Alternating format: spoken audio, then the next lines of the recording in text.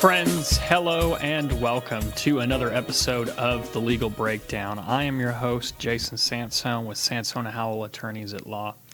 Friends, I don't know about you, but I get incredibly frustrated when I lose something. I'm not the kind of person to be forgetful, to misplace things, and so when you lose something, it can drive you crazy. And the worst, of course, is depending on what you lose or how much you lose, it could be something you can't get back, or it might be very expensive. What if you lost everything? Well, now, presumably I'm talking about physical items, tangible, but today we're actually going to be talking about the digital realm, about information and data. Today we're talking about cybersecurity and cyber information. From a legal standpoint, if you're a business, whether it's big or small, you have a lot of liability for the information that you become into possession of. Credit card numbers, social security numbers, addresses, names. And that liability, folks, can be pretty darn big. If you go back and you look at some of the biggest hacks, some of the biggest data breaches in history, the numbers are staggering. Sony Entertainment, Sony Pictures, has twice been hacked, and the estimated damages are over $250 million. In 2014, their studio movie group was hacked. All of their movies, whether they were released yet or not, were downloaded. Those were leaked online. A lot of data was lost. That loss was $100 million. And then the PlayStation Network in 2011, you may recall, was hacked. All of the names and account information for people who were members of the PlayStation Network was leaked, and that cost an estimated $171 million in various cleanup and damages. That's a private company. Even the government can be responsible for losses and then be seriously out of pocket. The Veterans Administration, the VA, has multiple times, unfortunately, had major data breaches and losses. One time in 2006, an unencrypted hard drive was lost that contained basically the entire VA's database, and that cost upwards of $500 million because of the credit reporting tools and other things that had to be paid for and given to veterans who had their information compromised. And so we start with that to drive home one of the examples, the importance of your information, that just like at your house, you wouldn't leave your most critical belongings out for anyone to take or steal.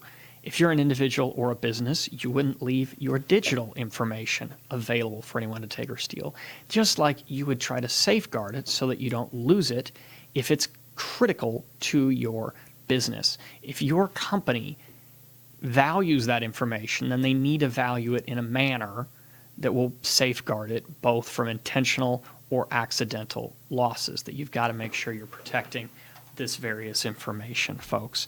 And so what are some of the different types of threats? What are the types of things out there that can cause you to have issues? Well, number one is corporate espionage. Corporate espionage is when either an outsider or an insider steals information so that they can profit from that. A current issue, something that's going around, a major issue, is what's called ransomware. Ransomware is when your network falls victim to an attack and then you are locked out of your information. What happens is the files become encrypted and you can only ideally gain access back to your information if you pay the ransom. Problems, of course, or if you pay the ransom, there's no guarantee they'll give you your information back. And that you're also just adding to, you're condoning this crime by paying the ransom. But that's ransomware.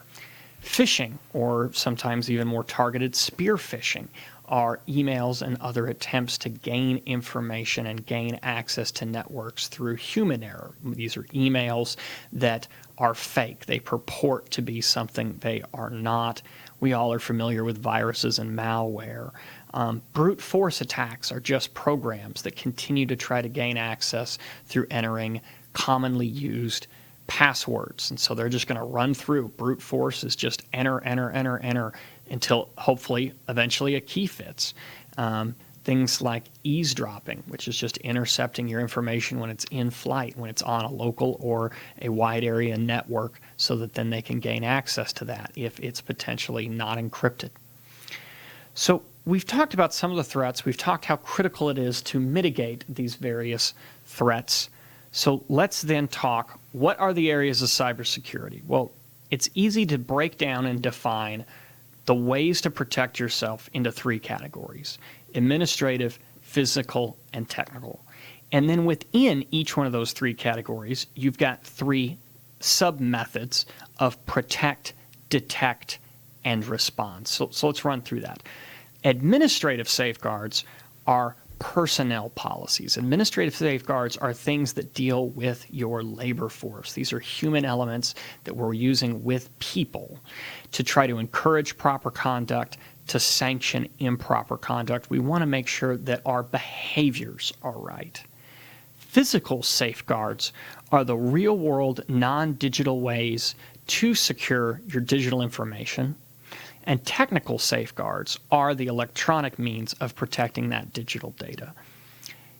You're going to see as we start to run through these things, it's pretty common for a safeguard to exist or to be supported by more than one category. That when you start to think of some of these things intuitively, you could say, well, that could go in multiple places, or it could be that we support the same thing through different things. We have a policy that says you have to do something, and then we enforce that policy, the administrative safeguard, with a physical safeguard or a technical safeguard. So we have multiple ways to achieve the same outcomes and to look at this. So we're going to start with, what are some administrative safeguards? Well, I mentioned that administrative safeguards, we're going to have three subcategories: protect, detect, and respond.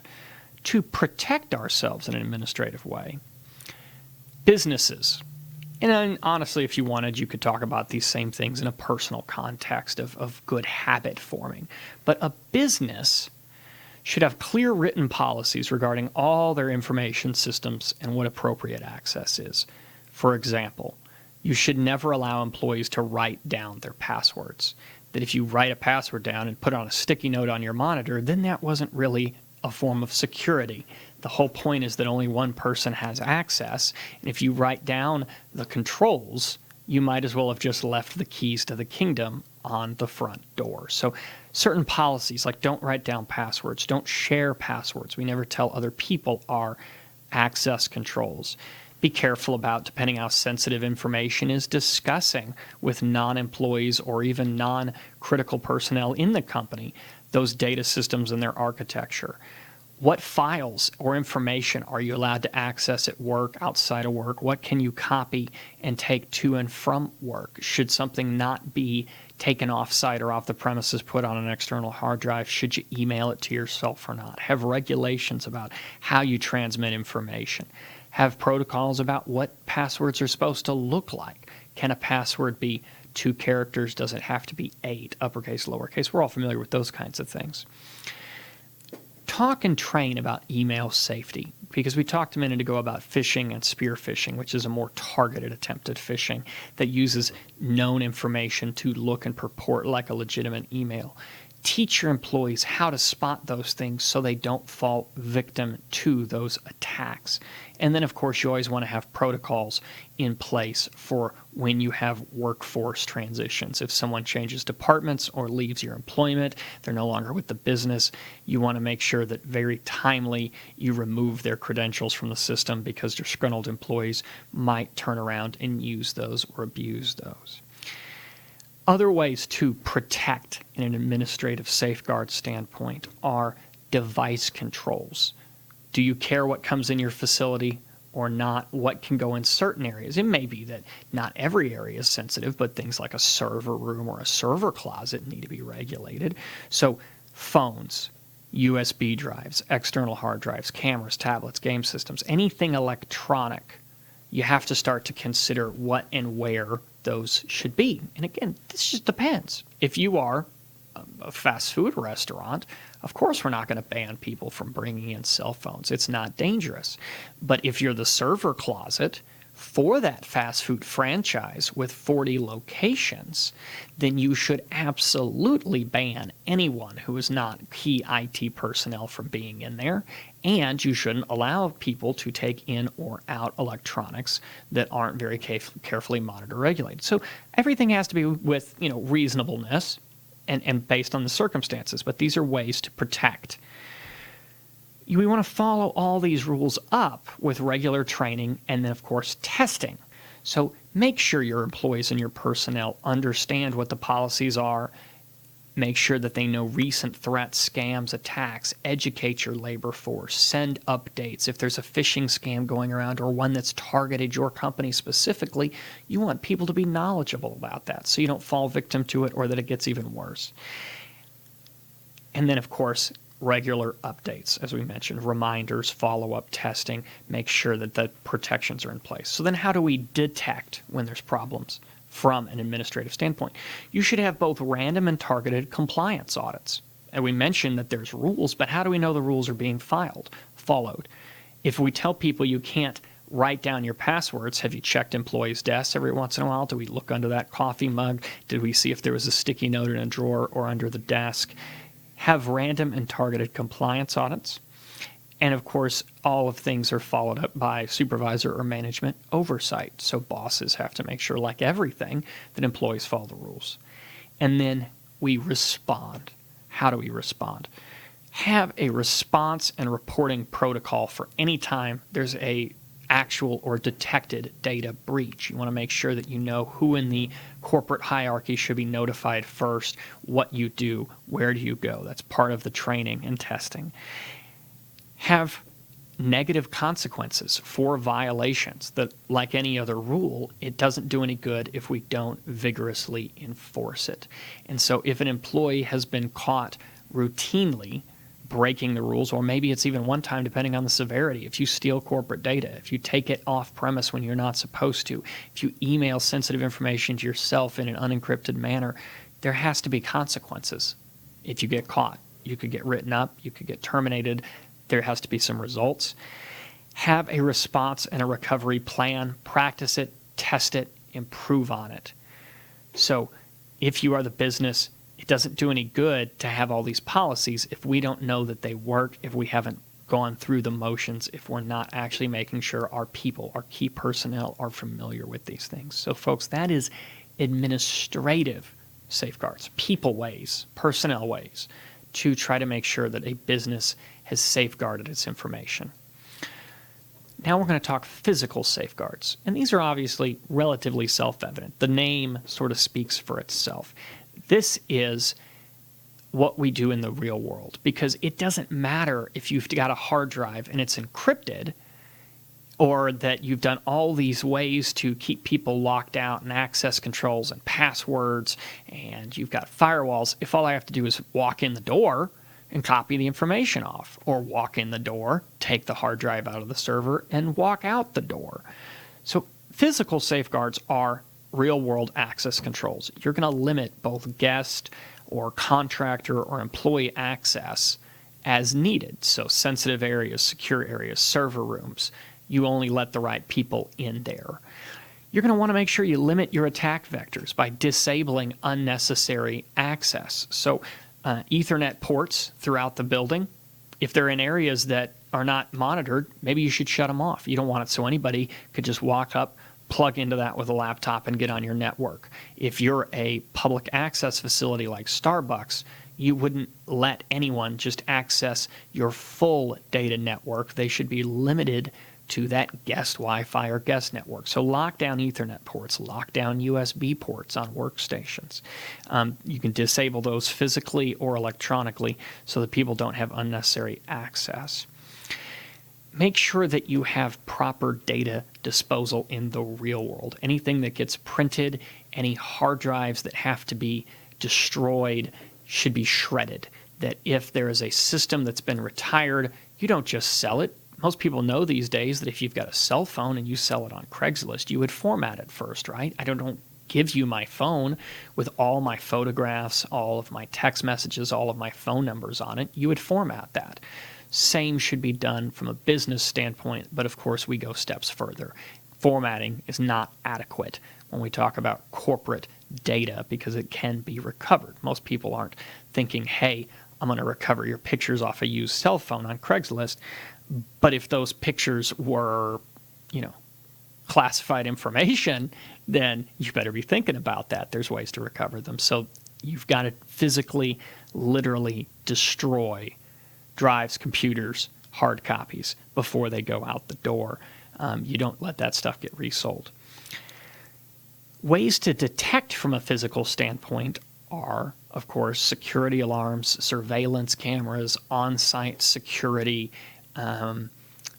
You're going to be monitoring, just like you would monitor for any other physical theft. So if someone breaks in your facility at night, you want an alarm to go off. You don't want them to steal anything tangible. You don't want them to steal anything intangible, including your data. And so those are some things that you've got to be looking at. And then how do we respond from a physical safeguard standpoint? Well, you would respond by having lockdowns, by having manned security personnel on site, by causing areas that need to be compartmentalized. So physical controls are what we do in the real world from a traditional security standpoint. But then that leads to really the big one. And if you most of the time think about cyber security or cyber world, that's the technical safeguards. These are the things that get us into the actual computer now. So how do we protect our data from either accidental loss, from corporate espionage, from ransomware, from phishing, from viruses, malware, SQL injection attacks, brute force attacks, eavesdropping, all these things that could be problematic. Maybe it's just a server outage, it's a computer failure. What are we going to do from a technical standpoint? First, again, is access controls. Now, I mentioned access control from a physical standpoint. This is the digital side.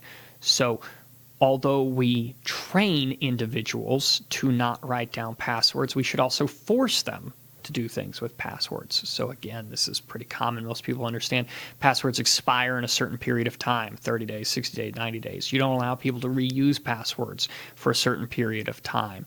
Make sure that you have passwords that have certain requirements. Of course, we can go past passwords depending on the sensitivity of our data. You can have key dongles, two-factor authentication. You can have encrypted smart cards or RFID proximeters. There's ways to make sure terminals are locked down. Have automatic log-off protocols. If I walk away from a computer I logged onto and I didn't manually log off, it should automatically log off over a certain period of inactivity, because what good's a password if I've already entered it and someone could come right behind me, sit down, and use the machine, especially if we talk about areas where they may have mixed environments. We could have guests around, we could have contractors or outside people around. Maybe it's where some people work in one department but another department's nearby, but they deal with different levels of information, different departments of information. So have automatic log-offs. Have repetitive failure lockouts. If you enter a password so many times, it needs to shut down that account until it's unlocked. And this is critical on things like servers, because we talked about brute force attacks. So if someone tries to log into a system over and over and over, you don't just let them do it 300 times until they find the password magically. There's systems called like fail to ban that you can configure, and then after so many repetitive failures, you block that IP address, that machine, that terminal, whatever it is necessary. Make sure you have repetitive failure lockouts in place. Regulate what software runs on your computers and your network. Folks, employees hate this stuff because they want to do whatever they want at work. But both from a productivity standpoint and from a corporate security standpoint, your employees should not be running any unauthorized software. They go and they start downloading whatever they feel like from the internet. You have no idea what is in those downloads. Could those downloads open you up to exposure? You don't know, and that's why you have to restrict it. From a productivity standpoint, well, we don't need to be playing games at work. We don't need to be Facebooking. We don't need to be on YouTube. These are all things that aren't probably in your job description, and your boss is not paying you or the company is not paying you to play games. So we have to regulate unauthorized software.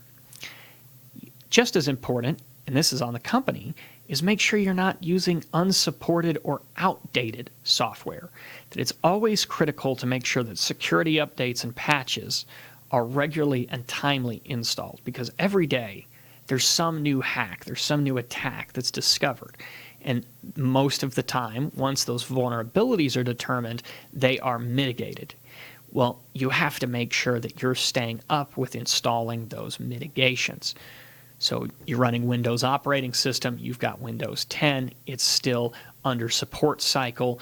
It's going to automatically download and install updates in a certain time period unless you've disabled or delayed those updates. On the other hand, if you're running Windows 7, it's going to fall out of support here in about a year, and it won't have any more updates from Microsoft. Just like Windows XP no longer has any updates. Windows Vista no longer receives security updates under most circumstances. So if you're running an ancient form of software and people discover a new vulnerability, it's just on you. That attack is going to exist. It's never going to be mitigated because the company does not consider themselves responsible for fixing it anymore. They're not interested in fixing it anymore because they're ancient software and they're not making money on it. So you've got to stay current. You've got to update. This is desktop talk. When you talk about servers, there's usually not automatic updates in things like Windows 10. If you're running VMware's vSphere, or you're running an Ubuntu or Linux server, RHEL, make sure that you have corporate protocols, your IT department is installing updates and patches, and you're not using outdated software, because that's one of the biggest ways to create exposure unnecessarily. Have hashing and encryption. Any database should be encrypted. One of the things that hit PlayStation Network with their huge data breach is it's revealed that their SQL database was keeping passwords and information in just straight plain text. In this day and age, it's inexcusable. At the minimum, you need to be running things like MD5 hashes, but that's at a minimum. Plain text, no way. Encrypt information. Encrypt your client's data. If you're touching things like credit card numbers, that is a hot potato. You're going to get in trouble if you lose that, so you better be very careful. Full disk encryption. Memory encryption, if you're running virtual machines, is an option these days. So have as much as you can because you need it. Okay, we're still going. Most people have heard of firewalls. Most companies have firewalls. Firewalls, though, have lots of different options and cover a lot of different generations, and you have to configure them correctly. It doesn't do any good if you get a firewall and you still leave ports unnecessarily open or pointed at exposed vulnerable machines that can then get to your whole network. You got to have firewalls. You got to configure them correctly. I touched on this a little bit earlier, but things like Wi-Fi, well, again, who needs access? What do you need access to? You need to have restrictions on who can gain access. If you have guest networks, those need to be very segmented. You need to limit the access. And it's all the way to the possibility that maybe you just need offline or segmented networks, meaning that those systems, whether it's one or it's a group of networks, are never exposed to a wider area network. They don't have internet connectivity. Because if you don't have internet connectivity, you can't fall victim to an email scam. If you don't have internet connectivity, you can't get hit with ransomware unless it gets walked in the building by a USB drive or an external hard drive. But a truly secure network would be a fully offline segmented system. And again, maybe you don't need that level of protocol or security. If you're the government, if you're a defense contractor, you probably do. But all these things have to be taken with a grain of salt and considered. So we talked about those are protections, ways to protect from a technical standpoint. How do we detect?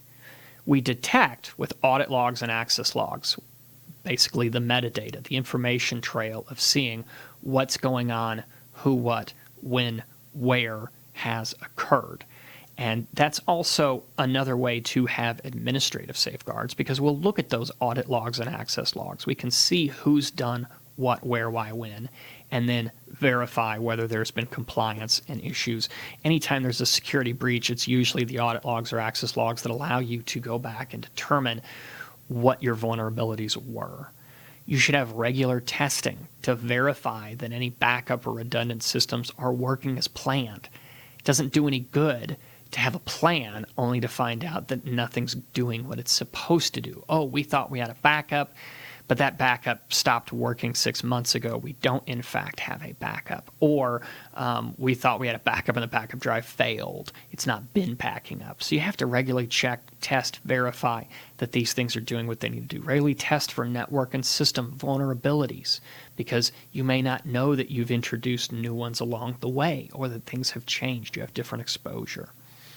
We touched on how firewalls have different abilities nowadays, and there's different generations of complexity. Well, there's something called IDS and IPS, or intrusion detection systems and intrusion prevention systems.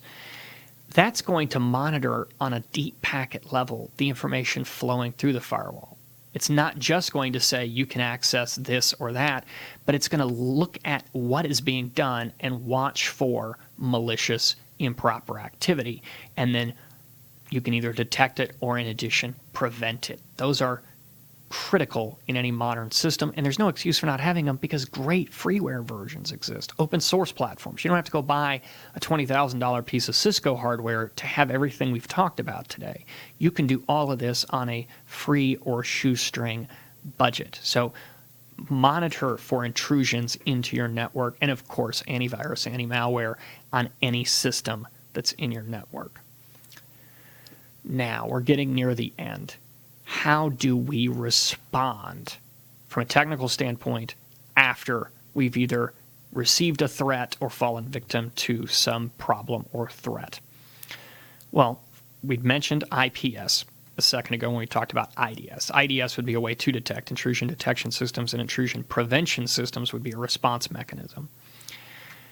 Depending on the complexity in your budget, you really should have what's called high availability, multiple systems with failover, hot spares if you've got drive systems ready to go, hot backups and failover.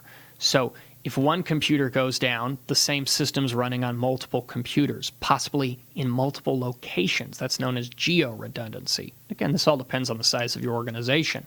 The reason people use third-party vendors, especially when we talk about cloud storage like Amazon S3, Google's cloud enterprise storage, not to be confused with Google Drive, but it's a good option, is because they have global geo-redundancy. And that's important because it means that you're mitigating not just from data loss, but from possible natural disasters and events. We live here in Oklahoma. I ask you, do you have corporate backups? You say, yes, of course I've got corporate backups. Are they on site? Well, yeah. Do you have off site? No. You haven't backed up anything, because when a tornado hits your one office and destroys it and scatters your data server across the countryside, it didn't matter that you were backing it up on site if you didn't back it up off site. There's an expression: if you don't have it in 3 places, you don't have it. So you need both off site and offline backups and possibly cross site replication. What's that mean? Off-site is pretty self-explanatory. Keep your information somewhere else safe. And also make sure it's not continually online accessible, whether it's on-site or off-site, so that if a threat happens, it's separated from propagating all the way through to your backups. So like if you get hit with malware, and that malware spreads through your network, you don't want it to spread to the backup server and contaminate the backups in the same time as it's affecting the live data. So if your backup is offline, it's segmented, whether that's just a removable drive, whether that's a system, whether it's tape backups that can be taken out or untouched, you need to make sure that things have limitations on how far they can spread. Think of it as a firewall in the traditional real-world sense. We have separation when we have building codes and firewalls and stopgaps. You need firewalls in your network. If you're running virtual machines and virtual appliances, have regularly scheduled snapshots that are ready to spin back up. You can kill the old instance if it gets infected. You got a malware on it, and you just spin up a good live backup snapshot, and you're back on your feet, especially if you've got high availability. Woo! Friends, I've talked fast. We've covered tons of information. We've gone over lots of things and ways. Frankly, obviously, there's no way that all this could be distilled in 30 minutes and that you've replaced the need for possibly data security consultants, cybersecurity consultants.